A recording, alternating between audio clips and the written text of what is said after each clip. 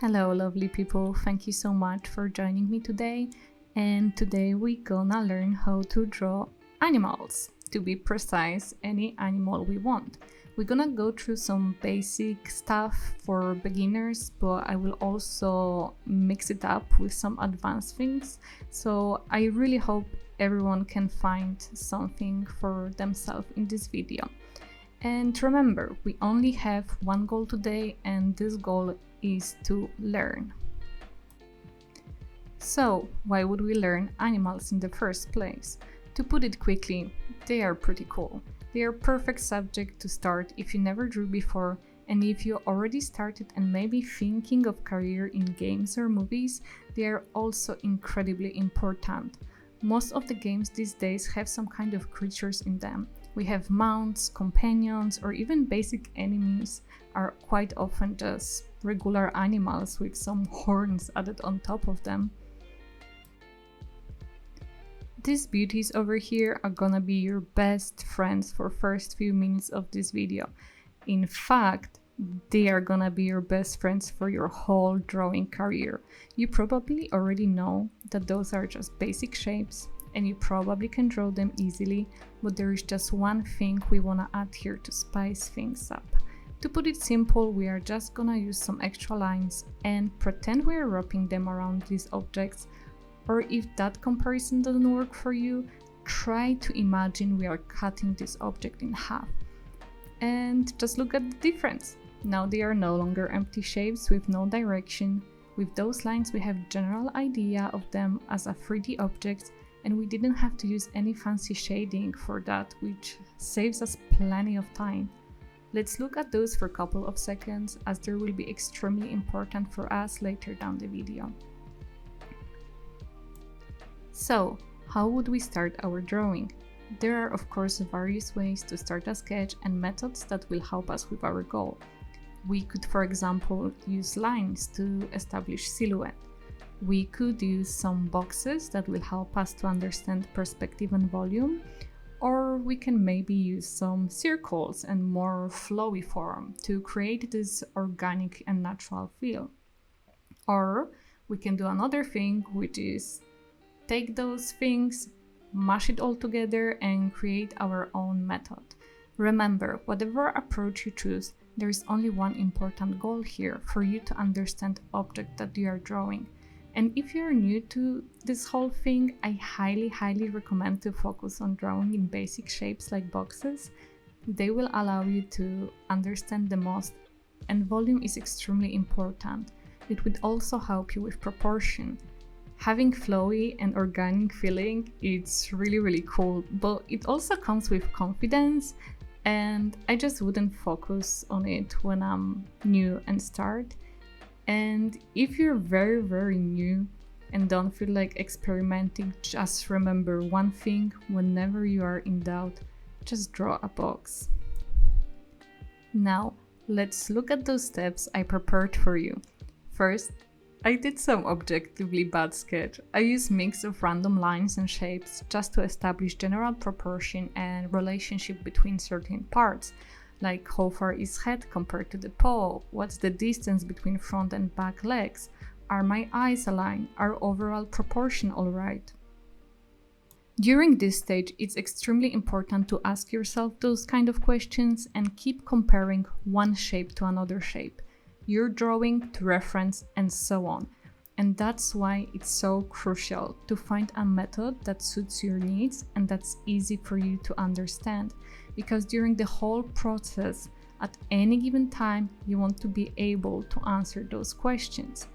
And what you see here, that's just my messy sketch, to be honest. And if I were you and I would be starting out, all those shapes would be pretty overwhelming for me, and I would attempt to prepare something that's just a little bit easier for me to understand. Something more like this. And keep in mind those extra lines that wrap around the form that I mentioned earlier. Add them as long as they will help you to understand the forms a bit better. And keep in mind, this part of sketch, I normally never show it, so feel special for that because it's really ugly and I just want to help you guys out. Another thing you need to keep in mind is that observation is key here. Keep comparing relationship between your shapes on your drawing, but also keep looking and observing the reference picture that you are drawing from. There will be some natural lines that should be easy for you to follow. Try to find and recognize those. You can always just draw them on reference that you are using before you add them on your sketch. Also, another good thing to remember is that if you, for any reason, you're not happy with your first sketch, there is absolutely nothing wrong with that. If you are using digital medium, you can just reduce opacity on your current sketch and make new layer on top of that, on which you will apply correction. Or if you are currently in front of a piece of paper, just use something stronger than the pencil you used before for your original sketch. Use some kind of darker pen or erase original sketch slightly just to leave, the most important information for you. Or you can also just open a new page and start from the beginning. There is no rules, there's just the goal you're trying to achieve, and this goal, as I mentioned before, is just to learn.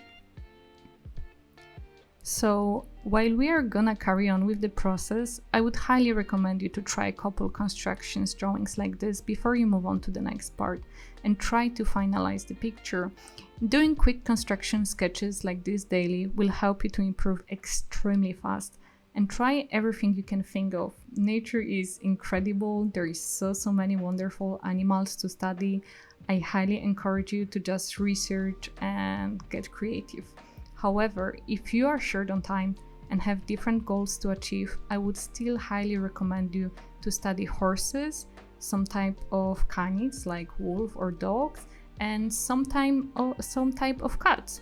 They appear in games and movies quite a lot, and if you want to use your time efficiently, those would probably be the most important for you. That is at least in my opinion. Well, that was the most basic but also most important part of the process.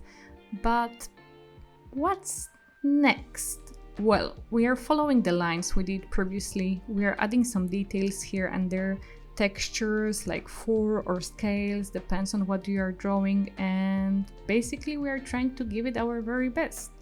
And voila, it is done. Just kidding, of course. I know you guys have hundreds of more questions and stuff is just overwhelming, but I didn't lie either. All you have to do after construction is final touches. We covered the most important thing, but the rest may sound extremely overwhelming too. There is so many different textures like scales, feathers, fur, and there is short fur, and there is long fur, and there is anatomy like bones and muscles. And we haven't even mentioned this one yet. While I want to turn this whole thing into a series and do separate video for anatomy on specific animal group and go over details of each one of them, I want to leave you with a couple of exercises that will help you out before I drop another video. So the first exercise, we discussed it already. It's basically construction over and over again until you are confident that you have found a method that suits your need. Number 2 would be study bones, study skeleton. Understanding skeleton is extremely important. As I mentioned before, I will be going over the details of anatomy that includes both skeleton and muscles, but try to find a picture of skeleton of animal you like and draw it. That will give you an understanding, or at least it will support your understanding of the movement of specific animal. Basically, if you know the bones, you can figure out the movement, and that is pretty important with whatever you want to draw. And number 3 and the last exercise is draw the bones on top of the reference. This is pretty complicated and pretty difficult, and I do hope we're gonna go over this exercise together in the next video. However, if you're feeling ambitious, I would recommend you to also give it a try. So I'm leaving you with those 3 things, those 3 exercises: construction, skeleton and then applying skeleton on the reference picture. Just give it your best try, and if you reached that far in the video, thank you so much. Subscribe if you feel like it. There's gonna be new video every week, I hope. And thank you so much guys, and see you on the next one.